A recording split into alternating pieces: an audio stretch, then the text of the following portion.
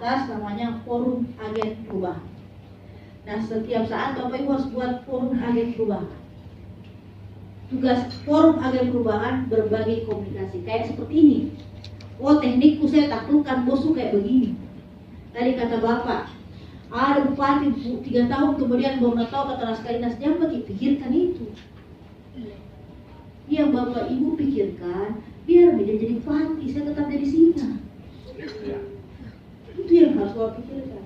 Saya Pak sudah banyak bupati saya temui. Setelah dijelaskan ikut tunci. Mohon izin saya sebutkan, ada satu wali kota yang kata orang keras sekali. Sudah SHMH pula beliau. Kalau diajak ngomong harus keluar pasal dulu. Karena hafal semua pasal, lama-lama dia bilang, iya ya Bu. Dia dengar kita. Akhirnya tiap tahun kita diskusi dengan beliau. Dan dia banyak yang dilakukan perubahan. Jadi mereka itu kalau naliak lebih baik ini naik ikuti jadi.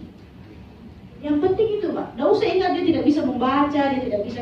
Begitu di proses politik, jangan frustasi lihat mereka. Karena mengurangi saya semangat. Terus terang Pak, saya baru tahu ada bupati tidak bisa membaca. Ada Pak, saya tidak usah sebut daerah mana. Dia hanya tahu nak tanda tangan. Tapi dia bupati yang sangat kuat.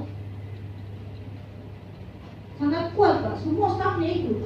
Jadi ucapannya adalah kebijakan, bukan surat. Tidak ada gunanya surat. Kalau dia bilang dia berhenti, dia berhentikan. Kalau dia bilang harus bikin ini, ada harus bikin. Ditahu dia tidak bisa membaca, ketika saya ketemu dengan beliau, Qurannya terbalik. Terus ditanya, janjian di mana tanda tangan di sini? Jelas-jelas dia bisa namanya, sudah tidak lihat kan? Ini sih tidak bisa baca. Tapi dia hebat Pak. Saya akui betul, beliau inovatornya banyak, soalnya dia support semua agen perubahan. Jadi jangan khawatir Pak dengan dia tidak bisa baca. Yang penting komitmen dia sebagai leadership, yang itu yang penting Pak. Bisa bawa atau tidak.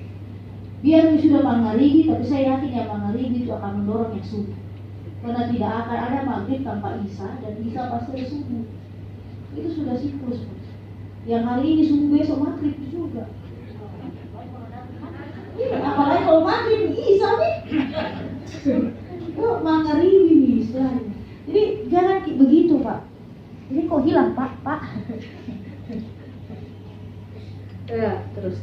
Nah, apa fungsi agen perubahan?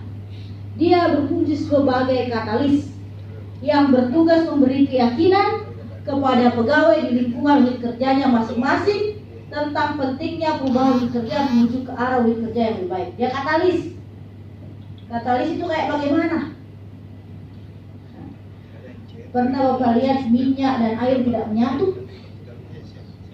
Ya toh, sering. Nah, Bapak Ibu bertugas jadi sabunnya, menyatukan minyak dan air. Anggaplah minyaknya pimpinan, airnya bawahan. Tak banyak tuh Pak, tapi Bapak bertugas jadi katalis. Nah, bertugas sebagai katalis memberikan keyakinan. Ayo, supaya dia bisa cair bersama. Yang kedua, dia berfungsi sebagai penggerak. Sebagai penggerak perubahan yang bertugas mendorong, menggerakkan pegawai untuk ikut berpartisipasi dalam perubahan menuju ke arah unit kerja yang lebih baik. Jadi tidak ada kata eksekutor ini Pak, penggerak.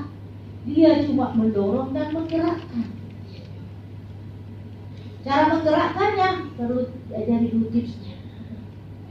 Tapi coba-coba dulu Pak, orangnya seperti apa. Kemudian dia berubah menjadi bertugas sebagai solutif, bukan isolatif. Solutif sebagai pemberi solusi yang bertugas memberikan alternatif solusi kepada pegawai atau pimpinan ketika menghadapi kendala. Jadi jangan dicari juga agen perubahan yang tidak mengerti apa-apa. Ketika ditanya, dia justru dia yang baru diberi jawaban. Ya kan? Dia harus solutif. Nah, makanya di bagian perubahan kalau tidak ditanya, bagaimana pendapat ini Bu Anita?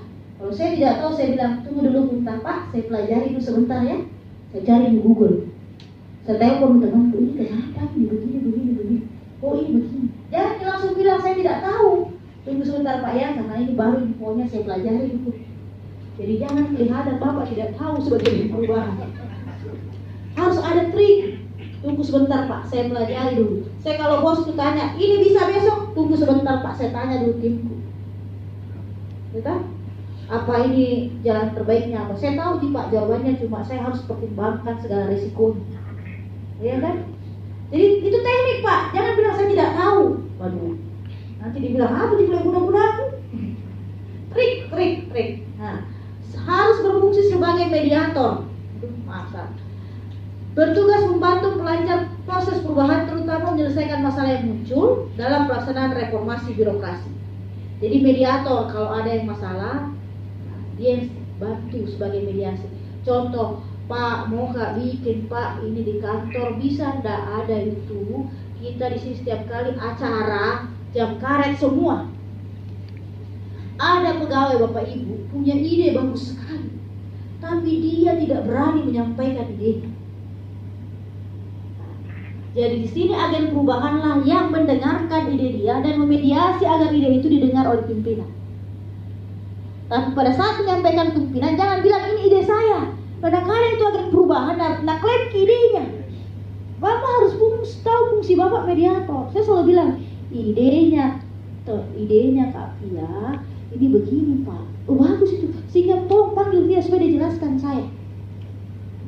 Jangan selalu klaim ideku begini.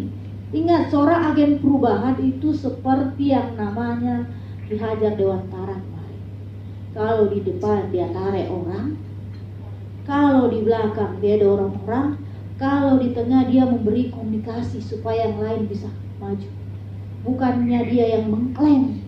Jadi agen perubahan itu walaupun siap Bapak Ibu tidak dikenali, tapi pasti orang kenali. Karena ketika yang Ibu mediasi, Bapak Ibu mediasi tadi sukses, dia pasti ingat, oh ini Kak Nita kemarin yang bantu saya. Dia pasti ingat Pak. Tidak mungkin orang air susu dibalas air tuba, kecuali keterlaluan memangnya orang. Kan dilihat di sifatnya orang toh. Nah jadi mediator, pada saat jangan di mediator jangan bilang saya punya ide, tapi menurut saya punya ide. Oke, itu kenyataan. Kadang Pak kalau ada pun ide, saya selalu bilang idenya Pak Satria.